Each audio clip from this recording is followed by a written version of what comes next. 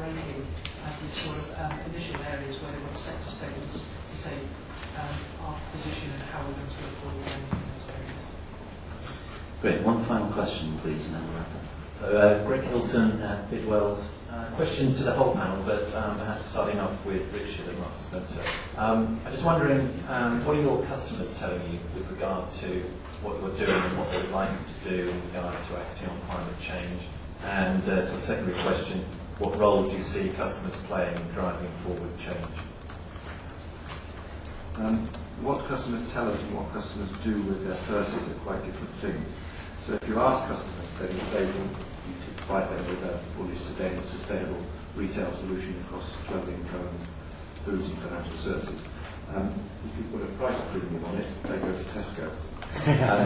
So they're telling us what they want, and therefore it's our job as a major retailer to answer that for them.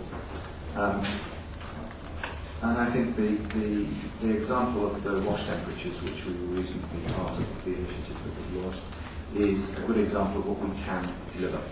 So we have done the microbiological tests, we have done the stain tests, we have done all sorts of tests on the products. We have changed the formatting and makeup of a number of products, and now a very significant proportion of our products can be washed at 30 degrees. If you wash your Marks and Spencer clothes at 30 degrees rather than 40 degrees, it saves a phenomenal amount of like 700,000 tonnes or something, miles more carbon than Marks and Spencer's own footprint. So they're telling us they want it, they don't want to pay for it. It's our job to provide them with things at best value. Any other comments on the consumer push? Paul? Chris? The question of customer actually rather than consumer, because 75% of our revenue doesn't come from the consumer, it comes from business and from government. And at the moment we're seeing a little bit of interest from business and government, but actually what we're trying to do is turn it on its head so that we're actually proactively going out and as part of the proposition and including climate change and other responsibility issues.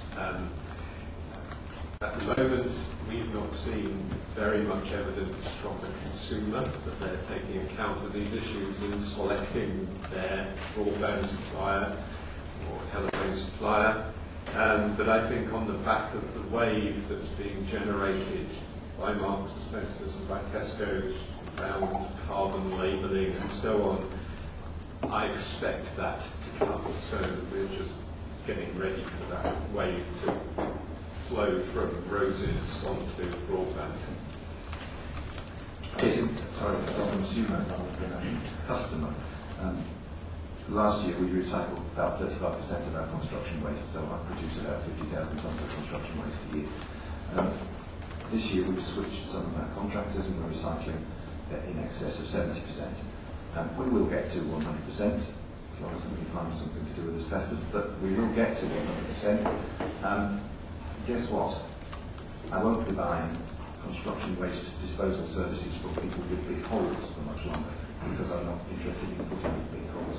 So those suppliers who offer me big holes and call it landfill sites and say they'll take it away, there will be no procurement requirement from me for those services. So it will come, and it's a question of sector by sector, industry by industry. As those contracts come up for renewal, we will be putting new criteria into those requests.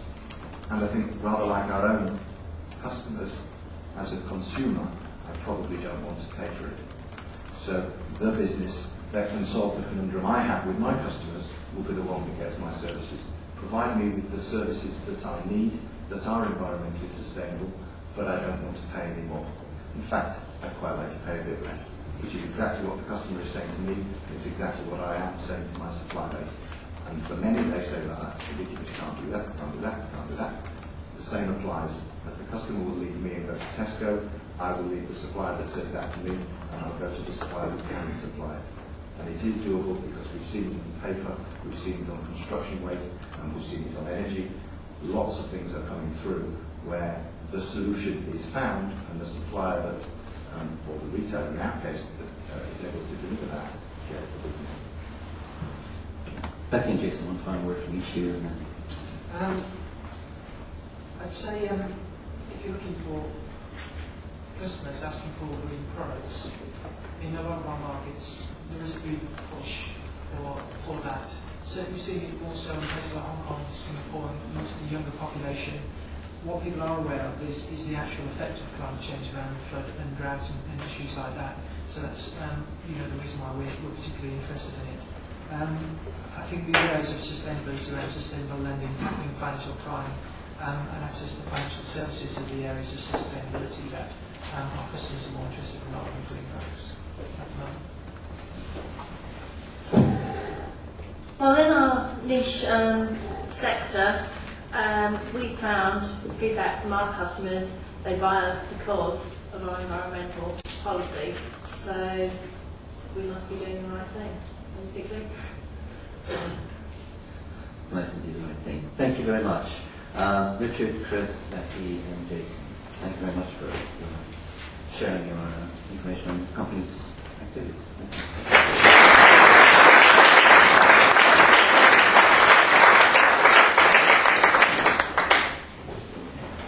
Thanks so much. Certainly didn't sound like a bunch of quickies. I think we're going to move straight on now. We're going to hear a little bit more from Chris on driving efficiencies down the supply chain.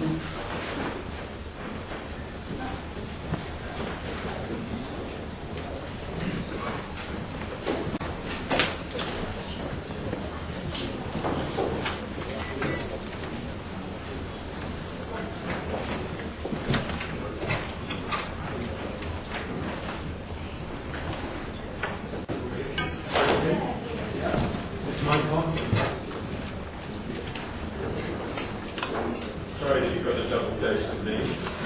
I'll make up for it. I've saved a few bits of information.